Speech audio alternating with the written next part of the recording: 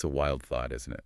The U.S. Treasury market, this colossus, the bedrock of global finance, and it's bigger than ever. Absolutely huge. Yet there's this sort of murmuring underneath, this persistent concern about one specific type of trading, almost like, a tiny crack appearing. And that's where we're headed today, a deep dive into the Treasury cash futures basis trade. Exactly. And it might sound technical, full of jargon, but the core idea, actually quite simple. Okay. It's really about buying a U.S. Treasury bond right now in the spot market. That's the cash bit. Got it. And at the same time, selling a futures contract that promises delivery of a similar Treasury down the road. Why do that? Well, the aim is to profit from tiny, tiny price differences that might pop up between these two related markets. So it's a bit like spotting a gadget priced slightly differently on two websites at the same time. Kind of, yeah. And trying to buy cheap on one and sell slightly higher on the other, all very fast. That's the principle, arbitrage. But here we're talking about U.S. government debt, not gadgets. And this isn't exactly small scale, is it? Yeah. There's been a lot of focus on this recently. Oh, absolutely. Huge focus. The sheer scale has prompted groups like the Committee on Capital Markets Regulation, the Fed itself, Right. the Bank for International Settlements, the CFTC's Market Risk Advisory Committee. They're all looking hard at this. At the risks, I assume. At the risks, yes, but also, importantly, the potential benefits this activity brings. It's not all one-sided. Okay, right. So let's unpack this. Treasury cash futures basis trade. Sounds obscure, maybe. A little. Yeah. But you're saying understanding it is actually pretty key to grasping, fundamental stuff, like how the government borrows money. Exactly. And how big institutional investors work, and even where some potential fault lines might be in this, supposedly super stable treasury market. Okay, so our mission today, cut through the complexity, figure out what this trade is, why it's causing such a stir, and, why you should probably care. Ready to dive in? Let's do it. So the mechanics, as we said, it's about grabbing that price difference, the basis between cash treasuries. On sold now. Right, for immediate delivery. And treasury futures, which are agreements to trade a specific treasury at a set price later on. It's arbitrage, pure and simple. Fundamentally, yes. If a cash treasury is cheaper than the futures contract for a comparable one, you buy the cash. And simultaneously sell the pricier future. That difference, minus your costs, that's your potential profit. Right, so two sides to it. The long leg, buying the actual treasury security now, with cash. Or borrowed cash, usually. We'll get to that. And the short leg, selling that futures contract, promising to deliver a similar treasury later. Precisely. Now, these futures contracts, they don't just mean one specific bond, do they? I remember something about a delivery bond basket. That's exactly right. Yep. When you sell, say, a 5-year treasury future on the CME, the Chicago Merc, you're not locked into delivering one particular bond. No, the CME defines a whole range or basket of treasuries with certain maturities that are eligible. For the 5-year, it's bonds with roughly 4 years and 2 months to 5 years and 3 months left. Okay, so there's some choice involved. Yes, and that flexibility is built in. For the 2-year future, it's bonds with maybe 1 year, 9 months to 2 years left. The Ultra T-bond future goes way out, 25 to 30 years maturity. So if you bought a specific 5-year cash bond, it might be one you could use to deliver against your short 5-year future. It might be. This flexibility, it adds a bit of complexity for traders predicting the exact price convergence, but it also stops the future being tied too tightly to just one bond's quirks. Okay, that makes sense. So you buy the actual treasury, you sell the future. But how do they fund that treasury purchase? These big players, they're not usually using their own cash for the whole amount, are they? Generally, no. This is where the repo market comes in, right? You got it. That's the crucial funding piece. For the long leg, buying the cash, treasury, hedge funds, others, they typically borrow cash in the repo market. Repo repurchase agreement. Exactly. They use the treasury they just bought as collateral for a short-term loan. Could be overnight, could be for a set term, like a week or a month. And overnight is usually cheaper. Usually the cheapest rate, yes, but that comes with rollover risk. Meaning you have to renew that loan every single day, and the repo rate, the interest you pay, it can jump around. One day it's low, the next it could spike. Making your funding suddenly much more expensive. Potentially, yes. Longer-term repo gives you certainty on the rate, but you usually pay a bit more upfront for that certainty. It's a trade-off then. Cheap but uncertain, or pricier but locked in. A constant calculation for them. And that repo rate itself, It's absolutely make or break for the trade, isn't it? It has to be lower than that basis, that price difference you're trying to capture. 100%. If your cost of borrowing, the repo rate, climbs above the basis profit, the trade instantly flips into the red. Okay. So repo handles the long leg funding. What about the short leg selling the futures? You mentioned margin requirements. Right. Another key piece. Selling futures isn't free. You have rules, specifically margin. Margin. Always sounds a bit risky. What does it mean here? Think of it like a deposit, a good faith payment. When you sell a Treasury future, you have to put up cash, called initial margin. Yeah. It's a percentage of the contract's value, say 3% on a $100 million contract. That's $3 million cash you need up front. And that limits how much you can trade. It does. It caps the scale based on your available cash. But wait, there's more. There's also maintenance margin, usually a bit lower than initial. If the market moves against your short futures position and your margin account drops below that maintenance level, You get a call. you get a variation argin call, meaning you need to top up your account with more cash right away back to the initial level. So you need cash not just for the start, but also reserves for potential margin calls. Exactly. You need readily available liquid assets. So these margin rules, they definitely influence how much basis trading actually happens. Okay, so we have buying cash treasuries funded by repo, selling futures, requiring margin. The big question remains, why does this price difference, this basis, even exist? Shouldn't cash and futures prices be perfectly aligned? You'd think so in a perfectly efficient market, right? Yeah. But the Treasury market is huge, and different players have different needs, different constraints, different goals. too. Well, the government issues the cash treasuries, obviously. That's the supply. On the demand side, you've got everyone. Some are happy holding the cash bonds. But others prefer futures. A big segment, yeah. Institutional investors often prefer getting their Treasury exposure via futures. Why? What's the appeal of a future over just owning the bond? Leverage. That's the main draw. Oh. With futures, you can control, say, $100 million worth of 5-year treasuries by only putting up that initial margin, maybe $3 million, give or take. Instead of needing the full $100 million cash to buy the bonds outright. Exactly. So that frees up, what, $97 million, which they can then put into other things, stocks, corporate bonds, whatever, maybe chasing higher returns. It's capital efficiency. Get the treasury exposure with less cash tied up. That's the crux of it. Makes sense, right? It does. And just to be crystal clear, the U.S. government itself isn't selling these futures.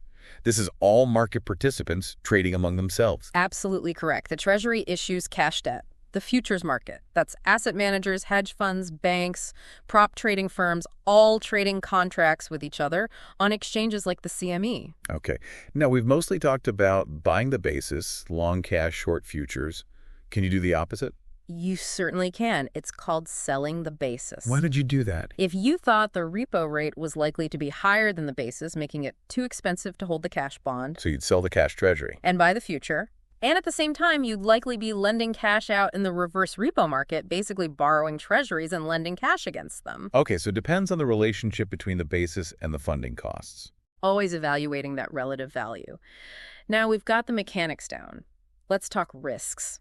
Where does this seemingly neat arbitrage trade get tricky? Well, you flagged repo and margin right at the start. Let's dig into those. What's the main worry with repo funding? The big one is that sudden spike in repo rates the rollover risk if you're using overnight repo. Because you have to renew it daily. Right. If rates jump unexpectedly, your funding cost balloons. That slim profit margin on the basis trade, gone. It can flip to a loss fast. And if that happens to many traders at once? That's the systemic concern. Lots of traders might try to bail out, simultaneously sell their cash treasuries, buy back their futures. That flood of selling could push treasury prices down across the board. A coordinated unwind. Exactly.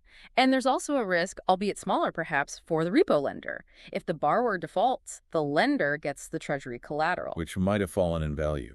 Potentially below the loan amount, especially if there wasn't much of a haircut, a buffer built into the loan value versus the collateral value. Though sometimes excess futures margin might cover that. Okay, so repo shocks are a real concern. What about the futures margin side? How can that cause trouble? Very similar dynamic, actually. A sudden increase in margin requirements by the clearinghouse. Why would they do that? Usually because market volatility has shot up. They want more collateral to protect against bigger potential losses. Okay. So if traders don't have the extra cash ready to meet those higher margin calls, Or if the higher margin cost just makes the trade uneconomic. They're forced to unwind. They're forced to close out, sell cash treasuries, buy back futures. Again, if everyone rushes for the exit at once, you get that downward pressure on treasury prices. So on both sides, funding and futures unexpected changes can trigger this scramble to exit, potentially disrupting the whole market. Sounds like a lot of leverage amplifying things. And leverage is involved, definitely. But here's an interesting twist. The basis trade is often described as being effectively over-collateralized. Over-collateralized. How? If it uses leverage. It's because of how the margin works. Even though the trader holds the cash treasury, which naturally hedges the short futures position. Yeah, they offset each other. The CME generally doesn't give margin credit for that cash hedge. So the trader has to post the full margin required for the short futures position. Even though they own the underlying bond. Correct. So you've got full margin covering the futures leg, and you hold the actual treasury. It's like having belt and suspenders, financially speaking. Huh. That's a really important nuance. So there are built-in buffers despite the leverage. Now, you mentioned earlier concerns are growing about the level of basis trade activity lately. What's driving that worry? Yeah, reports from the BIS, the Fed, they've flagged the rising volume of short treasury futures held by leveraged funds. They often use that as a proxy for basis trade activity. And what's worrying about the current levels? The BIS especially drew parallels to levels seen before the September 2019 repo issues, and more significantly, the March 2020 Treasury market chaos. Oh. Their concern is that if you have these large positions, a sudden shock requiring deleveraging like a big margin increase could trigger those margin spirals and destabilize things like they saw back then. And the Fed agrees. The Fed has echoed similar concerns, yeah. Noting the high repo activity, the big short futures positions, they've said sustained large exposures here could pose a risk to financial stability. Okay, so the worry is, are we back in a situation similar to before past stresses? But I know there are counter-arguments, right? That maybe it's not quite so alarming. There are several strong counterpoints, yes. First, and maybe most crucial, context matters. You have to look at the size of this activity relative to the overall treasury market, which has grown massively. Right. Yeah. So the BIS noted $600 billion in net short futures for leveraged funds in September 2023. Sounds huge. It does. But that was only about 4.1% of total outstanding treasury debt then. Back in Feb 2020, just before the turmoil, it was 5.1%, and July 2019, 5.8%. So as a percentage of the market, it's actually lower now than before those events. Relatively speaking, yes. And crucially, not every short future held by a hedge fund is a basis trade. They use them for other strategies too. Okay, that context is vital. What's another counterargument? Another point is that hedge funds aren't necessarily causing the increase in basis trades. They're often responding to price gaps that open up because of other market forces. Like what? Like the huge increase in treasury supply from the government, over $8 trillion added between Feb 2020 and Sep 2023. If cash demand doesn't quite keep up, prices might diverge, creating the basis opportunity. Exactly. Plus, the Fed itself noted more demand for futures coming from traditional asset managers like mutual funds, pension funds. That can also widen the cash futures gap. So hedge funds are reacting to market inefficiencies, not creating them out of thin air. That's the argument. They're arbitrageurs responding to supply and demand shifts. Okay. What about the leverage concerns the BIS raised? Is that still seen as a major risk? Well, interestingly, despite the focus, the actual leverage ratios in Treasury futures, they've been near 5-year lows recently. Yeah. How does that work? In Sep 2023, estimated leverage was maybe 70x for 5 years, 50x for 10 years. But the trend leading up to that was generally downwards. Oh, down. Partly because the CME itself has been hiking initial margin requirements, reacting to market volatility. More margin needed means less theoretical leverage possible. Got it. And remember, that's maximum theoretical leverage. Many firms hold extra cash reserves, and dealers are reportedly tightening funding terms too. So actual employed leverage is likely lower. Okay, so maybe the leverage picture isn't as scary as it first sounds with these mitigating factors. Right. Now, it's flip side. Are there actual benefits from this basis trading? Does it help the market? Oh, definitely. A key benefit is market efficiency. When these funds buy cash treasuries for the long leg, They're adding demand. right, they help absorb supply, support prices, and higher prices mean lower yields. Lower interest rates for the government borrowing money. Exactly, which ultimately helps taxpayers. The Office of Financial Research did studies suggesting a link more hedge fund activity, lower Treasury yields. Even the Treasury's own Borrowing Advisory Committee acknowledged the basis market might help counteract cheapening pressure on Treasuries. So it actually helps keep government borrowing costs down. That's pretty significant. Any other benefits? Yes, for investors like pension funds or endowments, using futures gives them Treasury exposure more efficiently. Because of the lower upfront cash needed due to margin. Right. It frees up their capital to invest elsewhere, stocks, corporate bonds, potentially earning higher returns. That helps retirees, supports economic growth by funding companies. So benefits flow both ways. Helps the government borrow, helps investors manage capital efficiently. Okay, now, the elephant in the room. March 2020. That chaos is always linked to basis trade risks. What really happened with basis trades then? Yeah, March 2020 is the key case study. It was incredibly complex. You had that massive dash for cash, pandemic fear, huge uncertainty. People sold everything, even treasuries. Exactly. Prices fell, liquidity dried up, and basis trades definitely felt the heat. Volatility spiked, so futures margin calls surged. Right. Repo rates also shot up, making the funding leg way more expensive. So yes, some basis traders had to unwind or reduce positions. That tiny crack we mentioned, it definitely widened then. And the big question, did that unwinding make the overall Treasury meltdown significantly worse? Was it the main driver? That's where it gets nuanced. While basis trades were stressed and some unwound, the evidence suggests large-scale deleveraging by basis trading hedge funds was not the primary cause of the broad market turmoil. Oh, who was selling them? The Fed's own analysis points heavily to foreign investors being the biggest sellers. Maybe over $400 billion in treasuries liquidated that March. Wow, compared to hedge funds. Hedge funds reduced cash treasury holdings by about $35 billion. Yeah. Mutual funds sold much more, around $236 billion. And interestingly, leveraged funds overall actually reduced their net short futures positions by $80 billion that month. So the narrative of basis trades causing the meltdown seems incomplete. It seems like an oversimplification, yes. A deeper dive by the Office of Financial Research, the OFR, looked specifically at basis trades during that time. And what did they find?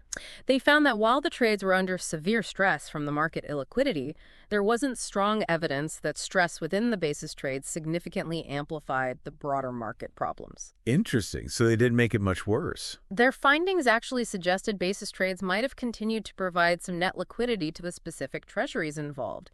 The cash bonds used in basis trades seem to trade at slightly higher prices than similar bonds not in the trade. That's counterintuitive. It is. It contradicts the idea they drained liquidity.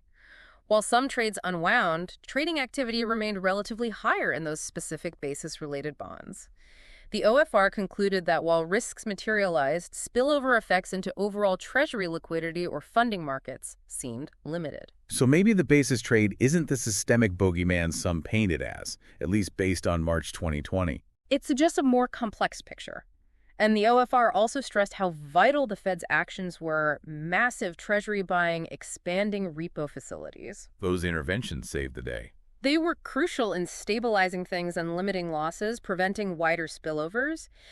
Even though the Fed didn't specifically target basis trade bonds much, the broad support was key. Okay, that gives a much clearer, more nuanced view of March 2020. Now, you mentioned it's hard to measure the exact size of these trades. How are researchers trying to quantify it better? Right. Just looking at total short futures by leveraged funds isn't precise. It likely overestimates because funds use shorts for other things too. So what are the better methods? Researchers are using new tools. One is confidential data from SEC Form PF filings by hedge funds. What does that show? It gives details on their actual treasury holdings and their repo market activity. So you can look at their net treasury purchases, especially by funds likely doing basis trades. As a proxy for the cash leg. Exactly. And you can look at their net repo exposure, repo borrowing minus reverse repo lending. That's another indicator. We saw big net treasury buys and high net repo during the 2017-19 Fed tightening, suggesting basis trades were absorbing supply then. So Form PF gives a deeper view. Anything more real-time? Yes. There's FINRA's trace data. That's transaction-level data for treasury trades in the secondary market. How does that help? Researchers can now spot cash treasury trades by certain clients like hedge funds that seem directly linked to a futures leg, especially for bonds eligible for futures delivery. So you can link the cash and futures components. They try to infer the link, By looking at net purchases of these specific treasuries and trades associated with futures, they create a trace proxy for basis trade volume. Is that useful? Very. It's much timelier daily data with just a one-day lag, and it correlates well with the net repo data from Form PF. Okay, so combining futures data, Form PF, trace. We get a better picture. What's the estimated scale now? Using these methods, the estimate for late September 2023 puts the basis trade volume somewhere between, say, $260 billion, that's the trace lower bound, Okay. and maybe $574 billion, using net repo as an upper bound. The timelier trace proxy suggested around $317 billion by mid-January 2024. So significant, but maybe not quite as massive as the raw short futures numbers might imply. It suggests that while activity picked up again from early 2022, maybe not all the short futures interest is purely basis trading. That's really helpful context. Okay, given all this complexity, the potential risks, what about risk management? What should firms doing these trades be focused on? The CFTC's Market Risk Advisory Committee, or MRAC, looked closely at this. They stressed that since the profit margins are thin, Requiring leverage. right, any rapid, messy unwind can pose a stability risk. While the trade helps in normal times, it could amplify stress from elsewhere, like we saw in March 2020. So robust risk management isn't just nice to have, it's critical. What does robust look like in practice according to MRAC? It means constantly assessing and managing all the risks. Market risk, liquidity risk, counterparty credit risk. You need models. You need mark-to-market analysis to check if performance matches expectation. Policies and procedures, too. Absolutely. Clear policies, procedures, tech systems, reporting controls, all aligned with the firm's risk appetite. Plus, things like key risk metrics, cash flow modeling, and importantly, stress testing. Simulating bad scenarios. Yes, including historical crises like March 2020 or even 2008. You have to know how your positions might behave under extreme stress. What about planning for when things do go wrong? Crucial. You need solid contingency plans for unwinding positions orderly if margin calls bite or repo funding dries up. The goal is avoiding forced fire sale liquidations. And managing specific risks like market correlations. Yes, MRAC highlights that. Understanding how correlations change in stress. Also managing the risk around which bond becomes cheapest to deliver against the future that requires scenario modeling too. And liquidity and counterparty risks seem central here. Definitely. For liquidity, model potential repo rate spikes. Understand funding cost impacts. Know the risk of funding just disappearing. Consider term repo versus overnight. Diversify funding sources. Hold liquidity buffers. Manage cash needs carefully, even intraday. Sounds comprehensive. And counterparties. Thorough due diligence, initially and ongoing. Stress test your counterparty's health. Use proper collateral agreements. Understand the credit risk of each piece of the trade and how they interact in your portfolio. Measure counterparty risk frequently. It's a lot to manage, covering every angle. Did MRAC have suggestions for regulators too? They did. They suggested regulators, SROs, accounting bodies look at any rules that might treat futures and repo differently when they're economically similar. To level the playing field. Basically, yeah. Right. Avoid unintended incentives. They also pushed for better data for officials on long futures positions, basis trade details, risk management practices, and maybe even making some aggregated, anonymized data public for transparency. More data, more transparency. And finally, they said the trade and the risk practices need constant reevaluation as the market structure itself evolves, things like central clearing for treasuries, cross-margining, better data becoming available. It's a moving target. Okay, this has been incredibly detailed. As we wrap up, what are the absolute key takeaways listeners should hold on to about this basis trade? I'd say remember the core. It's about capturing tiny price gaps between cash treasuries and futures, usually involving repo funding and futures margin. Okay. There's a real debate about the risks to market stability, especially in stress, versus the benefits like market efficiency and maybe lower government borrowing costs. They're not black and white. Not at all. The March 2020 experience showed stress is possible, but maybe basis trades weren't the main villain.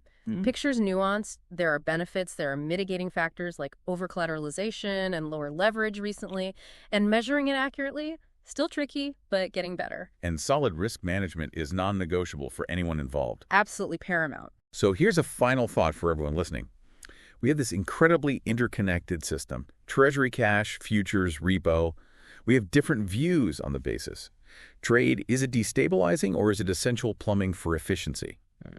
What do you think is the right balance between fostering that efficiency and ensuring rock-solid financial stability?